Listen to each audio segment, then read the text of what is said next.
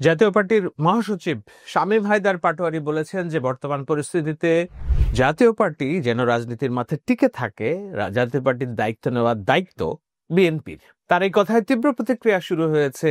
এমনকি বিএনপির দপ্তর সম্পাদক রুহুল কবির রিজভী, ১ নম্বর যুগ্ম মহাসচিব, তিনি বলেছেন যে জাতীয় পার্টির দায় কেন বিএনপিকে নিতে হবে, যখন ১৭ বছর আওয়ামী লীগের হত্যা, নির্যাতন, ইলিয়াস আলী গুম সহ নানান অবৈধ নির্বাচন হয়েছে, তখন জাতীয় পার্টি তা কি ভূমিকা পালন করেছে। জাতীয় পার্টি এক মহাসচিব বলছেন কি শামীম পাটোয়ারী নাকি নাম, বিএনপির এখন জাতীয় পার্টির দায় নিতে হবে বিএনপিকে। এখন জাতীয় পার্টিকে রক্ষা করার দায়িত্ব গণতন্ত্রের স্বার্থে বিএনপির। ভাই, বিএনপি তো রাষ্ট্র ক্ষমতায় নেই, আপনি কিসের দায়ের কথা বলছেন?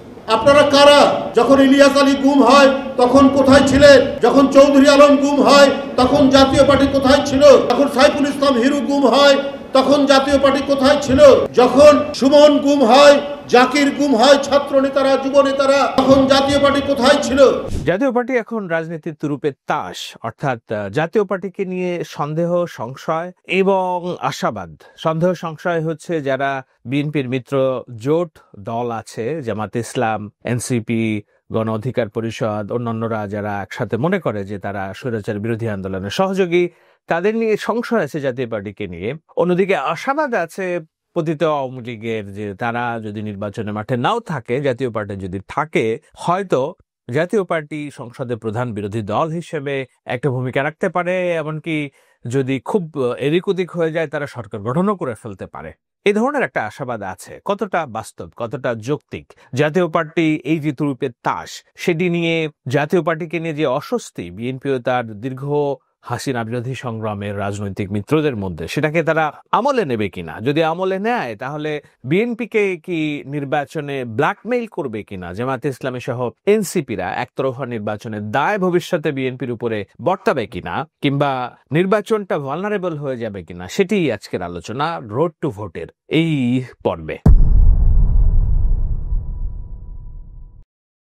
দেখুন, জাতীয় পার্টি নিয়ে সংশয় এবং অস্বস্তিটা দীর্ঘদিনের, এবং এই অস্বস্তিটাকে বিছানার নিচে রেখে এই সরকার রাষ্ট্র পরিচালনা করছে। কিভাবে?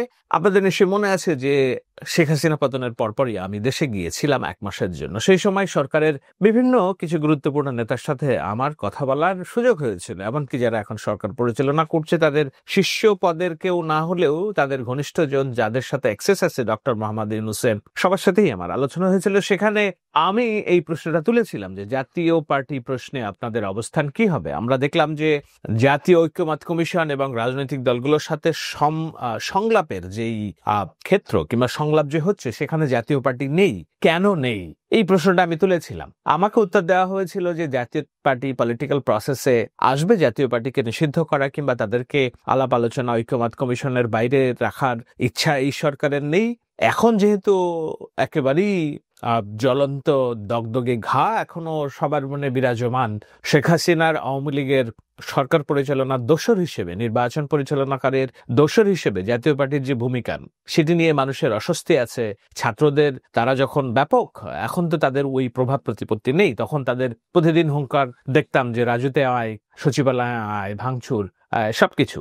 তো সেই সময় তাদের ভিতরেও এটি নিয়ে দ্বিধা ছিল এবং তারাও একটা চরম বিরোধী অবস্থানে ছিল জাতীয় পার্টির এই যে সংলাপে অংশগ্রহণ এবং অন্যান্য প্রশ্নে।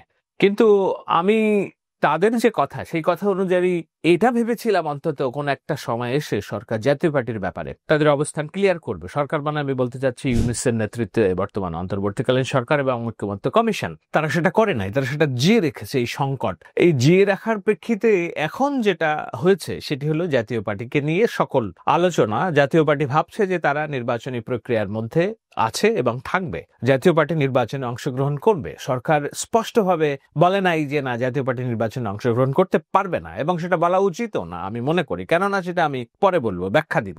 তো এখন এই অবস্থায় জাতীয় পার্টির এই যে অফিস ভাঙচুর, নুরু আহত, এবং এনসিপি অন্যান্য দলগুলো বারবার বলছে জাতীয় পার্টি কোনোভাবেই বাংলাদেশে যেন রাজনীতি না করতে পারে, এইটা নিয়ে পরিস্থিতি সরগম। অন্যদিকে জাতীয় পার্টির যে লোক সমাগম, তাদের কর্মী বৈঠক সংখ্যা অনেকাংশে বেড়েছে বলেই আমি আমার অবজারভেশন আমি দেখতে পাচ্ছি যে জাতীয় পার্টির অফিসগুলোতে যেসব আনাগোনা, লোকজনের আনাগোনা, সেটা বেড়ে গিয়েছে। অর্থাৎ এই অবস্থায় জাতীয় পার্টিকে নির্বাচন প্রক্রিয়ার বাইরে রেখে সুষ্ঠু নির্বাচন, এমনিতেও শান্তিপূর্ণ নির্বাচন যে হবে আমি খুব বেশি মনে করি না, কিন্তু শান্তিপূর্ণ নির্বাচন হওয়ার জন্য যতটুকু প্রয়োজন আওয়ামী লীগকে বিচারের প্রক্রিয়ায় বিচার হওয়ার আগ পর্যন্ত কাজ করবার নিষিদ্ধ অবস্থান জারি রেখেছে সরকার, সেটি নিয়ে আমার দ্বিমত থাকলেও আমি মেনে নিচ্ছি, কারণ সংখ্যাগরিষ্ঠ মানুষ হয়তো সেটাই চায়। আমি জানি না, ভোট যেহেতু হয়নি, এটা নিয়ে জোরই হয়নি, আমি জানি না, আমি চাই না। সেটি আমি বহুত আগেই বলেছি যে আমি বলেছি যাদের হাতে রক্তের দাগ আছে তাদেরকে বিচারের মুখোমুখি করেন, কিন্তু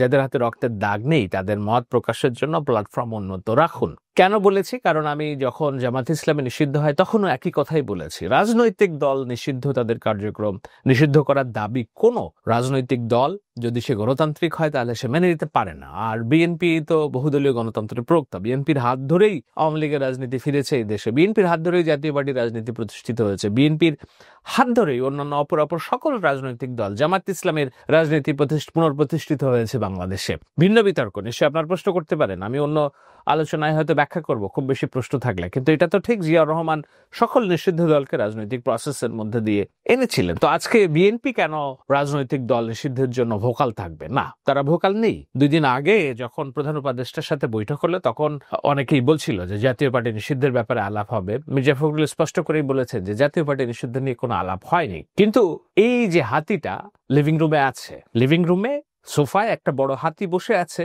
যেই হাতি নিয়ে কেউ কথা বলছে না, সেটি হলো জাতীয় পার্টি, তুরুপের তাস। এখন শুনি যে জাতীয় পার্টি কিভাবে ফ্যাক্টর এই নির্বাচনে। আমি বলেছি যে জাতীয় পার্টিকে নিয়ে কেন অস্বস্তি সেটি একটু বলে নেই, তারপর আমি আমার কনক্লুশনে আসব।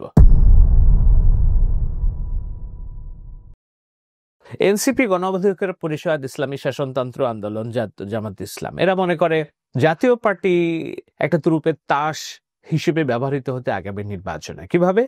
আজকে তারা পিআর অর্থাৎ প্রফেশনাল রিপ্রেজেন্টেশনের যে দাবিতে নির্বাচনী বয়কট করার একটা প্রচ্ছন্ন হুমকি দিয়ে রেখেছে। আমি বলছি না হুমকি, খেয়াল করে দেখবেন জামাত ইসলামী কোনো কথাই বলতেছে না যে পিআর ছাড়া তারা নির্বাচনে যাবে না। তারা বারবার বলছে পিআর ছাড়া ভালো নির্বাচন হবে না। ফেয়ার এনাফ, রাজনীতি করতে হলে আপনি রাজনৈতিক দাবি দেওয়া বজায় রাখবেন, এটির পক্ষে বিপক্ষে জনমত তৈরি করবেন, এটি স্বাভাবিক। কিন্তু নির্বাচন বয়কটের একটা প্রচ্ছন্ন হুমকি আমরা দেখছিলাম গত 2-3 সপ্তাহ আগে, 1 সপ্তাহ আগেও দেখছিলাম। সেই নির্বাচন বয়কটের হুমকিটা কিছুটা কেটে গিয়েছে বলেই আমার দৃঢ় বিশ্বাস।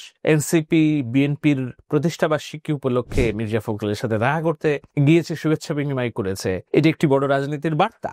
এই শুভেচ্ছা কিংবা প্রতিষ্ঠাবার্ষিকী তো গত বছরও ছিল, তখন তারা যায়নি, এবার গেছে কেন? নিশ্চয়ই এর মধ্যে কিছু না কিছু আছে। দ্বিতীয় পর্বে আমি আলোচনা করছি এনসিপি কে নিয়ে। কিন্তু আমি বলছি যে নির্বাচন যে বয়কটের হুমকি টুমকি এগুলো মনে হচ্ছে একটু কমে গিয়েছে। কেন কমে গিয়েছে? সেখানে জাতীয় পার্টি একটা ত্রুপের তাস হিসেবে ব্যবহৃত হয়েছে। বিএনপি কে নির্বাচন যেতে চায়, তারা পার্লামেন্টারি সিস্টেমে ঢুকতে চায় এবং তারা আত্মবিশ্বাসী যে নির্বাচন হলে তারা জয়ী হবে। সেইখানে জামাত ইসলাম, এনসিপি, জাতীয় গণতান্ত্রিক গণ অধিকার পরিষদ, এরা যদি নির্বাচন বয়কট করে, আপনার সামনে রাজনৈতিক দল কোথায় যে নির্বাচন, যাকে নিয়ে আপনি নির্বাচন করবেন? ঠিক 2014 থেকে 2025 পর্যন্ত, 24-এর নির্বাচন পর্যন্ত শেখ হাসিনা এই ট্যাকটিকটাই ব্যবহার করেছে, জাতীয় পার্টিকে তুরুপের তাস হিসেবে ব্যবহার করেছে। বিএনপি যখনই বলছে তারা নির্বাচন বয়কট করবে, ঠিক জাতীয় পার্টি ভারতের প্রেসক্রিপশনে একবার সুজাতা সিং এর সাথে মিটিং করে, আরেকবার নিজেরা চাপাচাপি করে রওশন এরশাদকে দলীয় প্রধান বানিয়ে তারা নির্বাচনে গেছে। 2024 সালে কি হয়েছে যে জিএম কাদের দলীয় প্রধান ছিল, তারা নির্বাচনে যাবে না বলে গো ধরেছিল, কিন্তু তাদেরকে ডিজিএফআই পাঠিয়ে একেবারে নেতাদের এসকর্ট করে তাদেরকে নির্বাচনে যাওয়ার স্বাক্ষর নিয়েছে। এমনকি মুজিবুল হক চুন্নু এবং অন্যান্যরা যারা সরকারের আওয়ামী লীগের সাথে অ্যাটাচড, এমনকি আনিসুল ইসলাম মাহমুদ, তারা এই ক্রীড়ারক হিসেবে ভূমিকা পালন করেছে। জাতীয় পার্টি এমন একটি পার্টি যার শীর্ষ নেতৃত্বের কোনো কন্ট্রোল নেই দলের নেতাদের মধ্যে। তারা নানা সময় নানান রকম টোপ, উপঢৌকন, ভারতের চাপ কিংবা নানান রকম প্রলোভনে নিজেদেরকে বিক্রি করে দেন। তো সেই জাতীয় পার্টিকে নিয়ে নির্বাচনের বৈধতা আদায়ের চেষ্টা করেছে শেখ হাসিনা। আজকে বিএনপিকেও একই জিনিস ভাবতে হবে কেন, এটি নিয়ে প্রশ্ন। বিএনপির অনেক নেতা কর্মীদের মধ্যে প্রশ্ন আছে যে জাতীয় পার্টিকে কেন স্পেস দিবে বিএনপি, যে এই প্রশ্নটাই করেছেন রুহুল কবির রিজভী। কিন্তু রুহুল কবির রিজভী এবং যে অংশটা মনে করেন জাতীয় পার্টিকে কেন স্পেস দিবে, তারা এই নির্বাচনের ভবিষ্যৎ সম্পর্কে হিসাবটা বুঝতে পারছেন না, যে পার্লামেন্টারি সিস্টেমে যাওয়ার জন্য, বিএনপি নির্বাচনে যাওয়ার জন্য, বৈধ নির্বাচন আদায়ের জন্য বিএনপিকে একরকম ব্ল্যাকমেইল করে রেখেছে অপর রাজনৈতিক দলগুলো। সেই ব্ল্যাকমেইল থেকে বিএনপিকে বেরোতে হলে তার নির্বাচনে প্রতিপক্ষ লাগবে, প্রতিদ্বন্দ্বী লাগবে, সেটা জাতীয় পার্টি হতে পারে। শুধু তাই না, যারা এমনকি বিরোধী দল হওয়ার জন্য এতদিন মাঠে ঘাটে রাজনীতি করেছে, তাদের স্বপ্ন ভুলণ্ঠিত হয়ে যেতে পারে জাতীয় পার্টি নির্বাচনে আসলে। কিভাবে? রংপুরে, বৃহত্তর রংপুরে আমরা এতদিন জানি যে জাতীয় পার্টির 26টি আসন আছে, নির্বাচনী আসন। এই 26টি নির্বাচনী আসন জয় বিরোধী দল কে হবে না হবে সেটার ভাগ্য নির্ধারণ করে দেয় অনেকখানি। এখন 26 আসনের 26 আসনকে জাতীয় পার্টি পাবে না। এই 26 আসনের মধ্যে অন্তত 4টি আসন আসে, আমি জানি, একদম নাম ধরে বলতে পারি যে নিশ্চিত বিএনপি সেখানে স্ট্রং হোল্ড আছে। কিন্তু এতদিন কি হয়েছে, রংপুরের আওয়ামী লীগের ভোট এবং জাতীয় পার্টির ভোট মিলে রংপুরে আওয়ামী লীগ প্রাধান্য বজায় রেখেছে। আওয়ামী লীগ জাতীয় পার্টির সাথে নানান দের দরবার করেছে নানান সময়, যে না তোমাকে এত আসন ছেড়ে দিব না, আমার নিজের দলের প্রার্থী আছে। জামাত ইসলাম মনে করে যে রংপুরের ভোট আসলে দুই ভাগে বিভক্ত, একটা হচ্ছে আওয়ামী লীগ, একটা হচ্ছে জামাত ইসলাম। এখন তারা যদি 26 আসনের নির্বাচন করে এবং সেখানে যদি জাতীয় পার্টি থাকে, তাহলে আওয়ামী লীগ এবং জাতীয় পার্টির ভোট মিলে জামাত ইসলামের জয়ের পথ রুদ্ধ হয়ে যাবে। রংপুরে 26 আসনে যদি 15 থেকে 18টা আসন না জিততে পারে জামাত ইসলাম, সাতক্ষীরা এবং অন্যান্য জায়গায়, সাতক্ষীরা নিয়ে প্রশ্ন আছে, আমার নিজের জেলা, আমি জানি সাতক্ষীরায় জামাত জিতবে না, হয়তো একটা আসনে জিততে পারে একা নির্বাচন করলে, বাদ বাকিতে জিতবে না। তো সাতক্ষীরার একটা আসন এবং অন্যান্য মিলিয়ে জামাতের যে 20টার মতো থেকে 25টা আসন পাওয়ার কথা, কোথায় পাবে যদি রংপুরে জাতীয় পার্টি নির্বাচনী মাঠে থাকে? সেই কারণেই তারা জাতীয় পার্টিকে নিষিদ্ধ করতে চায়। তারা প্রধান বিরোধী দল হতে চায় এবং প্রধান বিরোধী দল হওয়ার জন্য সকল রকম আয়োজন তাদের অনুকূলে আছে। সেটা ভুলণ্ঠিত হয়ে যেতে পারে যে কোনো সময় যদি জাতীয় পার্টি নির্বাচন প্রক্রিয়ার মধ্যে ঢুকে। সে কারণেই তারা জাতীয় পার্টি নিষিদ্ধের ব্যাপারে দাবি তুলছে, প্রধান উপদেষ্টার সাথে আলাপে দাবি তুলছে এবং তাদের যে অনুগত এটিম বিটিম আছে তাদেরকে দিয়ে একটা ক্যাওয়াস তৈরি করার চেষ্টা করছে। সেই ক্যাওয়াসের নেতৃত্ব দিচ্ছে নুরুল হক নূর, দুঃখজনক ভাবে হলেও। আমি এটি নিয়ে আলাদা আলোচনা করব। এখন বিএনপির কি উচিত হবে জাতীয় পার্টিকে পলিটিক্যাল প্রসেসের মধ্যে রেখে জাতীয় পার্টিকে নির্বাচনের অংশগ্রহণের আবারতে সুযোগ রেখে তাকে দিয়ে যে একতরফা নির্বাচন কিংবা নির্বাচন একেবারে নাই করে দেওয়ার যে প্রচেষ্টা হচ্ছে, সেই পালে হাওয়া দেওয়া, না তাকে একটু কৌশলগত রাজনীতিটা খেলা উচিত? বড় প্রশ্ন। বিএনপি কোন পদক্ষেপ নেয় আমরা দেখার অপেক্ষায়। আমি আলোচনাটা শেষ করি একটা কথায়, যে জাতীয় পার্টিকে নিয়ে আদৌ আমাদের সুশীল রাজনীতি করার সুযোগ আছে কিনা, না কৌশলগত রাজনীতিটাই কাম্য? দেখুন, রুহুল কবির রিজভী যে কথা বলেছেন যে জাতীয় পার্টি কোথায় ছিল এতদিন, স্বৈরাচারের দোষী হিসেবে ছিল, এবং জাতীয় পার্টির পক্ষে অবস্থান করার মতো নৈতিক কোনো রাজনীতি জাতীয় পার্টি করে নাই, এই বিষয়ে সত্য। এবং জাতীয় পার্টি আদতেও কোনো আদর্শিক রাজনৈতিক দল না, একটা আঞ্চলিক দল হিসেবে এতদিন প্রাধান্য বিস্তার রেখেছে। এই নির্বাচনে জাতীয় পার্টি, অনেকেই বলেন জাতীয় পার্টির আসন প্রতি 5,000-5,000 ভোট নেই, কিন্তু এই নির্বাচনের সমীকরণটা আলাদা। 26-এর নির্বাচন, যেহেতু আওয়ামী লীগ নির্বাচনী প্রক্রিয়ার বাইরে থাকবে, আওয়ামী লীগের যে 10 থেকে 15% ভোটার আছে, তারা কোথায় ভোট দিবে? একটা অংশ বিএনপিতে দিবে, একটা অংশ জামাতে দিবে। কিন্তু যারা বিএনপি জামাত পছন্দ করে না, তারা মনে করে যে সরকারকে চাপে রাখতে হবে, তাদের একটা বড় অংশ জাতীয় পার্টিকে দিবে, এই বিষয়ে কোনো সন্দেহ নেই।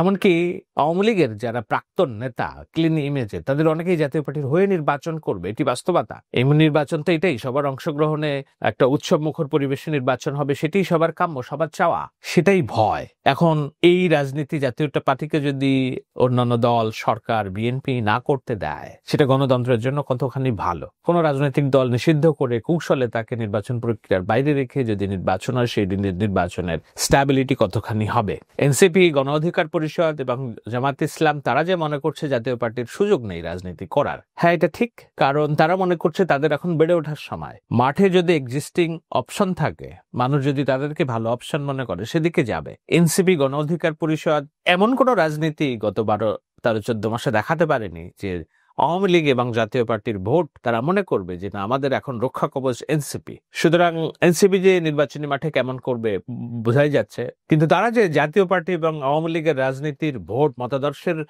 বিশ্বাসযোগ্য ভরসার জায়গা হয়ে উঠতে পারেনি, এ বিষয়ে কোনো সন্দেহ নেই। কিন্তু তারা মনে করছে যে জাতীয় পার্টি যদি মাঠ থেকে বাইরে চলে যায় হয়তো তাদের বেড়ে ওঠার সুযোগটা তৈরি হবে, সরকার সেই পথে আগাবে, বিএনপি সেই পথে আগাবে, নাকি তার নির্বাচনী ভালনারেবিলিটির কথা বিবেচনা করে সবার সাথে সুসম্পর্ক রেখে সবাইকে নিয়ে একটা ইনক্লুসিভ নির্বাচনের পথে আগাবে। এই সিদ্ধান্তটা নিতে হবে খুব দ্রুত। নির্বাচনের আগে আগে এই সিদ্ধান্ত নিলে হবে না। আমার মনে হয় যে এই ড্রয়িং রুমে যে হাতি, তার ব্যাপারে কথা বলতে হবে। জাতীয় পার্টি তুরুপের তাস, কিন্তু ড্রয়িং রুমে অর্থাৎ নির্বাচন প্রক্রিয়ার ভিতরে একটা হাতি হিসেবে বসে আছে। কেউ একজন তার নামটা নিতে হবে এবং তাকে নিয়ে সিদ্ধান্ত পরিষ্কার করতে হবে। তাহলেই কেবল এই অনিশ্চয়তা কেটে যাবে বলে আমার মনে হয়। না হলে এই শঙ্কা, দোদুল্যমানতা, অ্যাংজাইটি এগুলো চলতে থাকবে, সমাধান আসবে না কোনো।